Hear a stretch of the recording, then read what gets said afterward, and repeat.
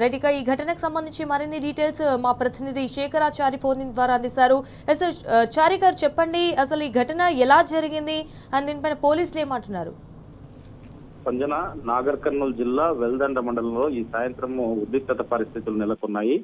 అయితే కల్లోకుర్తికి చెందినటువంటి పందుల పెంపకం చేసే వాళ్ళు, వాళ్ళ కుల వృత్తికి సంబంధించి కొంతకాలంగా వాళ్ళ పందులు అంటే అపహరించకపోయారని చెప్పేసి ఆ వేటలో ఉన్నటువంటి వాళ్ళు చివరకు వెల్దండలో ఉన్నటువంటి వాళ్ళ కులానికి సంబంధించిన వాళ్ళు ఈ పందులు దొంగిలించారని చెప్పేసి వాళ్ళు అక్కడికి పోయి చూడగా ఆ పందులు ఉన్నాయని చెప్పేసి, అంతకు ముందే అక్కడ ఉన్నాయని చెప్పేసి పోలీసులకు కూడా సమాచారం ఇచ్చామని చెప్పి వాళ్ళు చెప్తున్నటువంటి పరిస్థితి కనిపిస్తుంది.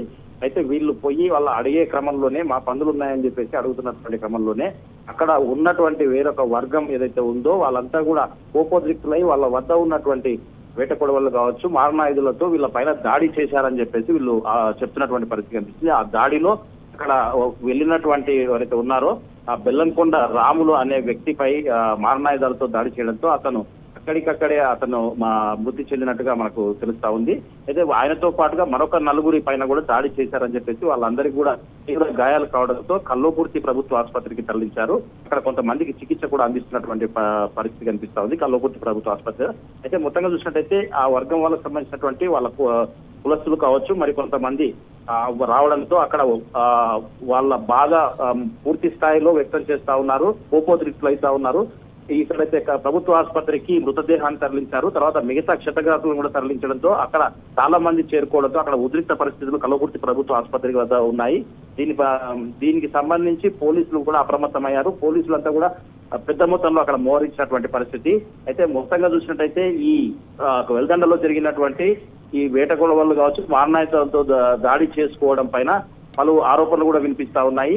పోలీసులు అప్రమత్తంగా ఉండాల్సినటువంటి అంటే ముందే ఫిర్యాదు చేశాం కానీ మరి ఏం జరిగిందో తెలియదు. కానీ మొత్తంగా అయితే వీళ్ళు పోయేసరికి వాళ్ళు అటాక్ చేశారని చెప్పేసి చెప్తున్నటువంటి పరిస్థితి కనిపించింది.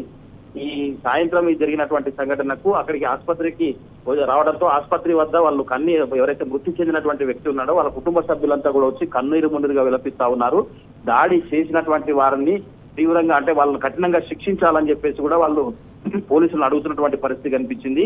అయితే ఇప్పటికైనా పోలీసులు అప్రమత్తమై వాళ్ళను పూర్తి స్థాయిలో దాన్ని కంట్రోల్ చేయాల్సినటువంటి అవసరం ఉంది. లేని పక్షంలో వాళ్ళు చాలా కోపంగా ఉన్నటువంటి పరిస్థితి కనిపిస్తా ఉంది.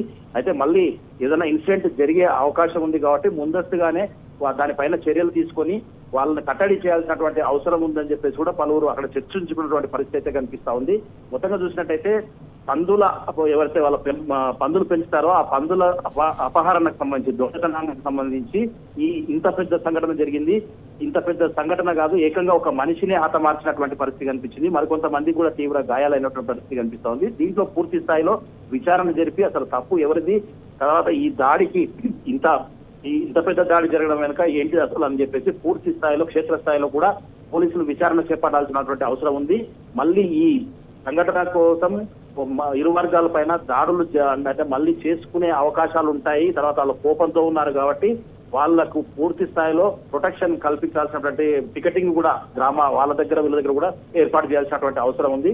ఎలాంటి అవాంఛనీయ సంఘటనలు జరగకముందే పోలీసులు అయితే పూర్తి స్థాయిలో అప్రమత్తం కావాల్సినటువంటి అవసరం ఉందని చెప్పేసి కూడా పలువురు హాస్పిటల్ వద్ద చర్చించుకున్నటువంటి పరిస్థితి కనిపిస్తా ఉంది. Sanjana. All right Chari, thank you for the updates.